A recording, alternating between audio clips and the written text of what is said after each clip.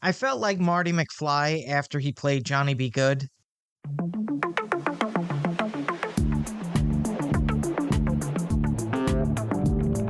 Seen it once, don't remember when. Think it's time to watch it again. Follow, subscribe, stay up to date. Episodes drop the last Friday. It's a man, forgot that. It's a man, forgot that. It's a man, forgot that podcast.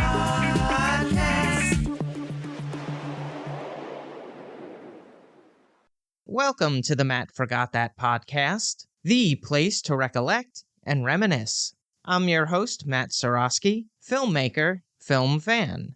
Each episode, I'm going to rewatch and review a movie or TV pilot that I've seen before but don't quite remember. It could be a blockbuster, critic's choice, or cult classic. To join in on the conversation, follow me on Twitter, Instagram, and Facebook at Matt Sarosky. You can subscribe to my YouTube page where I'll post videos and clips from the show. If you have any opinions on what I've reviewed, or want to share your own trip down memory lane, use the hashtag MattForgotThat on social. Before we start, I have some housekeeping to do. First off, if anyone watched the Academy Awards, I was dead wrong. I felt like Marty McFly after he played Johnny B. Good. I guess you guys aren't ready for it. And the Academy wasn't ready for Sinners. I'm sorry, that is the movie of the year. It's the one that's going to be remembered decades from now. And look, this isn't the first time the Academy got something wrong. There are plenty of places in history where you could say that movie should have won Best Picture over the other. I mean, come on. Ordinary People over Raging Bull? That's Raging Bullshit. Whoopsie. Anyway, I did put my eggs in the Sinners basket, and while they won, and I'm happy for Michael B. Jordan, I was correct on that, I still thought it was going to win a lot more, and it should have. But look, this is not the first time that I've got something wrong, and it won't be the last. I think it was last year on the Matt Watch That podcast that I predicted that Netflix would buy Warner Brothers. I was cocky about it. Done deal. But then Paramount swooped in and kept bidding higher and higher and higher, and it looks like they could potentially walk away with Warner Brothers. Now I have more concerns about this deal, because when these two companies merge, there will be so much consolidation of linear channels. Nickelodeon and Cartoon Network will be under one roof. CBS News and CNN will be under the same umbrella. And I will guarantee, and you know how I am with my guarantees, this deal will get approved by this administration.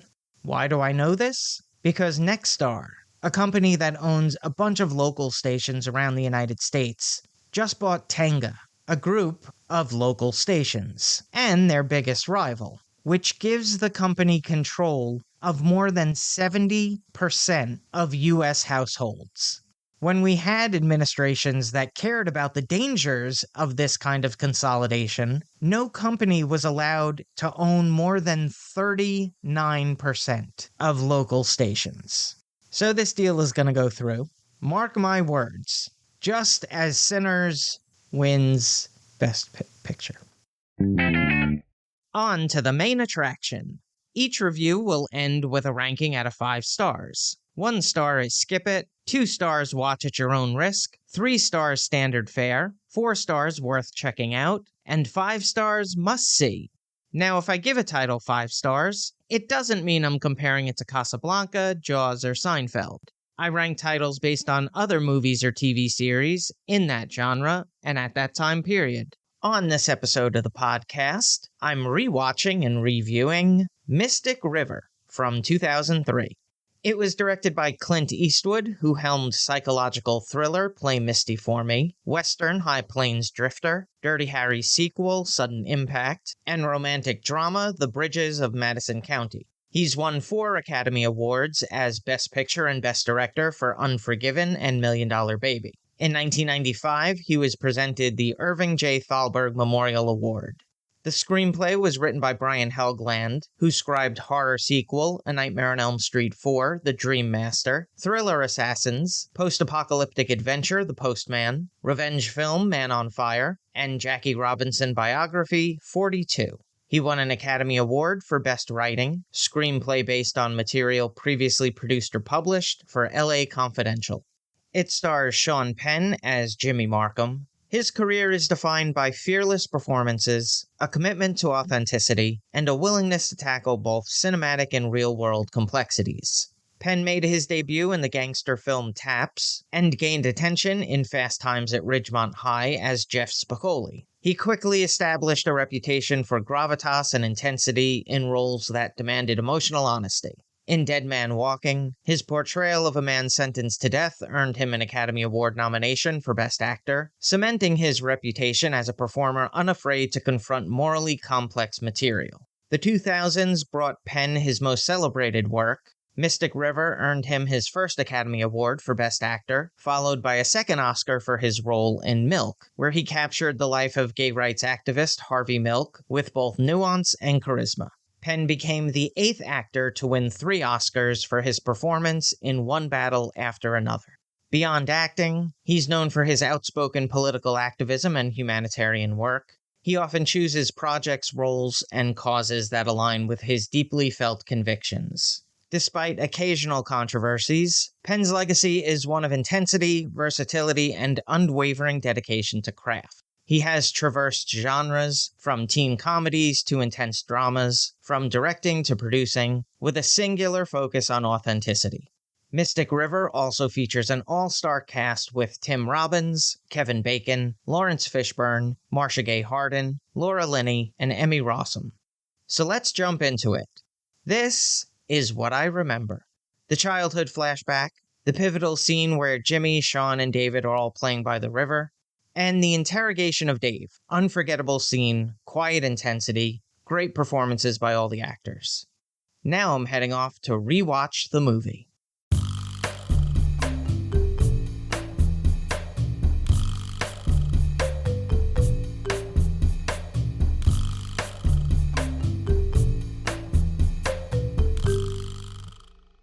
This is what I forgot. The film opens with a haunting childhood tragedy that sets the tone for this brooding Boston crime drama. 3 young boys, Jimmy, Sean, and Dave, grow up in the tight-knit working-class neighborhood. Their innocence is shattered when Dave is abducted by men posing as police officers. The ordeal leaves Dave scarred, both physically and psychologically, while Jimmy and Sean are left with a lingering sense of helplessness and loss. Cut to decades later, adulthood has taken each man on divergent paths. The film begins weaving the threads of their intertwined fates as the neighborhood's calm exterior belies a simmering tension and unresolved trauma. Early glimpses of family life, neighborhood dynamics, and personal struggles lay the foundation for the suspenseful unraveling to come. Director Clint Eastwood establishes a mood of quiet menace and moral ambiguity, setting the stage for a story where loyalty, guilt, and revenge will collide. Here's a quote without context. Maybe someday you forget what it's like to be human, and maybe then it's okay. Mystic River is a masterclass in restrained storytelling and psychological depth, blending the tension of a crime thriller with the gravitas of a character-driven drama. At its core, the film is less about whodunit and more about why, examining how past traumas shape moral choices and corrodes relationships over decades. The narrative hinges on the haunting abduction of young Dave Boyle, an event that leaves invisible scars on him and his childhood friends, Jimmy and Sean, and casts a long shadow over their adult lives. Eastwood's direction is meticulous and understated, using the foggy, working-class Boston streets almost as a character itself, one that reflects the murkiness of truth, memory, and morality. But performances are the film's backbone. Sean Penn delivers an intense, layered portrayal of Jimmy Markham, a man torn between grief and vengeance. Tim Robbins is chilling and heartbreaking as Dave, conveying trauma's long-lasting psychological effects without overt exposition. Kevin Bacon's Sean provides a moral counterpoint, a figure of integrity navigating both professional duty and personal loyalty. Eastwood extracts nuance from each actor, making the intersecting storylines feel lived in and painfully real. Mystic River is a darkly poetic thriller, emotionally devastating, morally complex, and technically superb. It demonstrates Eastwood's mastery of quiet intensity, delivering a story that lingers in the audience's mind long after the final scene. Now for a little trivial trivia. The film was shot in 39 days, and the studio wanted to produce it in Toronto, but Eastwood pushed to have it shot where the movie takes place, in Boston. Mystic River was produced by Village Roadside and distributed by Warner Brothers Pictures. It was filmed at Doyle's Pub, Long Crouch Woods, and Tobin Bridge in Massachusetts. The cinematography was captured by Tom Stern, whose filmography includes musical comedy Romance and Cigarettes, drama Gran Torino, dystopian film The Hunger Games, and sci-fi actioner The Meg. He was nominated for 1 Academy Award for Best Achievement in Cinematography for Changeling. It was edited by Joel Cox, who worked on neo-noir thriller The Enforcer, action comedy Pink Cadillac, adventure drama Space Cowboys, and sports flick Invictus. He won an Academy Award for Best Film Editing of Unforgiven. The score was composed by Clint Eastwood, who wrote the music for $1 Million Baby, Flags of Our Fathers, Changeling, and Hereafter. This was the first film that he composed the score entirely by himself. The runtime is 2 hours 18 minutes. It had a budget of $30 million and grossed $156 million at the box office. It was nominated for 6 Oscars at the 2004 Academy Awards, winning 2 for Best Actor in a Leading Role and Best Actor in a Supporting Role. On the Ski Index, I give it 4 out of 5 stars. Take off a star if you're looking for a happy-go-lucky film. This is not it. If you've seen Mystic River and have opinions on the movie, let me know what you think using the hashtag #MattForgotThat. Moving right along, each episode, I'm going to post throwback clips that I think people should watch. It could be movie trailers, music videos, interviews, or something completely random. Search for my YouTube page and there'll be a playlist called Matt Forgot That Playback. Roxette, the Swedish pop duo composed of Marie Fredriksson and Per Gessle, is one of the most successful international acts to emerge from Scandinavia, leaving a lasting mark on global pop music. Formed in 1986 in Halmstad, Sweden, Roxette combined Gessle's knack for catchy melodic songwriting with Fredriksson's powerhouse vocals, producing a signature sound that balanced upbeat pop rock with emotive ballads. The duo first broke through internationally with their 1988 album Look Sharp, which spawned iconic hits like The Look and Listen to Your Heart, both of which reached #1 on the US Billboard Hot 100. Their follow-up, Joyride, cemented their status as pop superstars, with the title track and songs like Fading Like a Flower dominating charts worldwide. Throughout the 90s, Roxette maintained international success with albums like Tourism and Crash Boom Bang, while ballads such as It Must Have Been Love from the Pretty Woman soundtrack showcased Fredriksson's emotive range and the duo's ability to craft songs that resonated deeply with listeners. Their sound evolved over time, blending rock, synth pop, and adult contemporary elements, which allowed them to maintain a global fan base even as musical trends shifted. Despite health challenges, most notably Marie Fredriksson's diagnosis with a brain tumor in 2002, the duo made remarkable comebacks, touring extensively and releasing albums that honored their signature style while reflecting maturity and experience. Their 2001 album, Room Service, and later releases like Charm School and Traveling, demonstrated both resilience and a dedication to their craft. Fredriksson would pass away in 2019, and Gessle reformed Roxette in 2024 with Lena Philipson as lead singer. Roxette's impact on pop music is enduring. They achieved over 75 million record sales worldwide, scored multiple #1 hits, and proved that European artists could dominate US and global charts without compromising artistic integrity. Roxette was a band that combined star-quality vocals, irresistible hooks, and heartfelt songwriting to create a pop legacy that continues to captivate audiences worldwide. I've selected a couple of clips of their biggest hits. They're all available in the Matt Forgot That Playback playlist on YouTube. Check it out. Now it's time for the recommendation. Yes, that's the word recommendation with Matt in the middle. I'm going to end each podcast with my own recommendation of a movie or TV series. Today I'm talking about Orphan Black. The series centers on Sarah Manning, a street-smart con artist who witnesses the suicide of a woman who looks exactly like her, and soon discovers she is one of several genetically identical clones. As Sarah steps into her doppelganger's life, she uncovers a tangled web of conspiracies, shadowy organizations, and moral dilemmas that challenge notions of autonomy, family, and selfhood.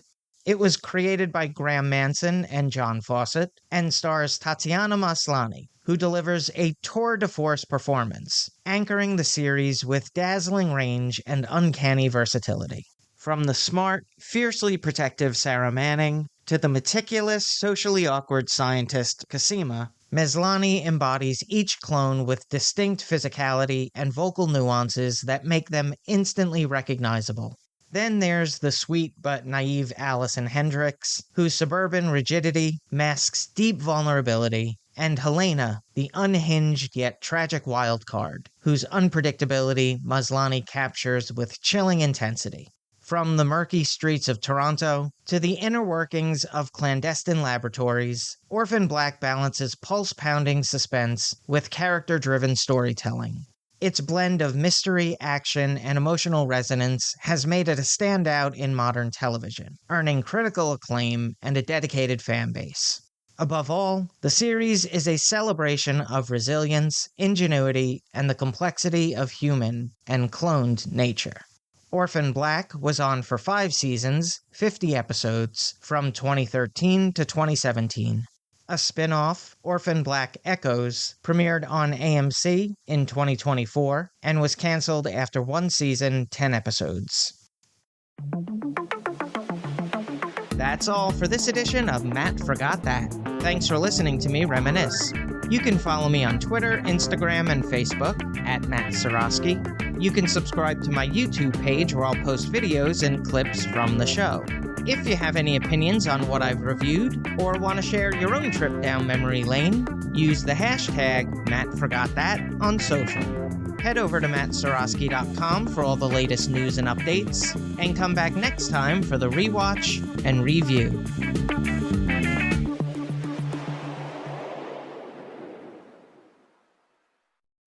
Anchoring the series with a dazzling range and uncanny versatility. And romantic drama, the British are coming. The Swedish... I still have the troubles of a 13-year-old. The narrative hinges on the haunting abduction of young Danny Boyle. Not Danny Boyle. That would be a shame because he's made a lot of great movies. Anchoring the series with a dazzling range and uncanny versatility. Again. Despite health challenges, most notably Marie Fredrickson's diagnosis with a brain tumor in 2012, there's a year somewhere in between what I just said.